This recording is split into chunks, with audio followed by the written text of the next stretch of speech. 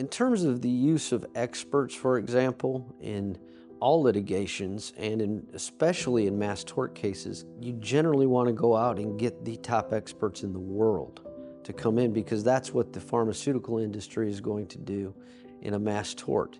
So you have to get those experts at the top of their field and have them review everything and get their opinions from them based upon their review in an honest and forthright manner. And that will help determine whether or not there is a case, number one, but number two, whether or not it's widespread and worthy of being a mass tort. For example, the pharmaceutical industry often uses what we refer to as the FDA defense, saying, well, this drug was approved by the FDA, so therefore we couldn't have done anything wrong.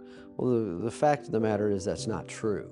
The FDA is massively underfunded, as Congress found out and issued a very lengthy report that was written by many of the leading experts in the world on the topic of the safety of drugs. So what we do is hire, for example, in a recent trial that I had, we hired the former head of the FDA under 2 different presidential administrations to come in and explain the role of the FDA, which is not that there's a bunch of doctors doing their own testing and walking around in lab coats with smoking beakers. It's an administrative office with some very qualified and very good people and good doctors, but the reality is they're massively overworked and underfunded to be able to do it. And the pharmaceutical industry actually does all of the testing themselves. The FDA does no testing of drugs, which comes as a shock to a lot of people.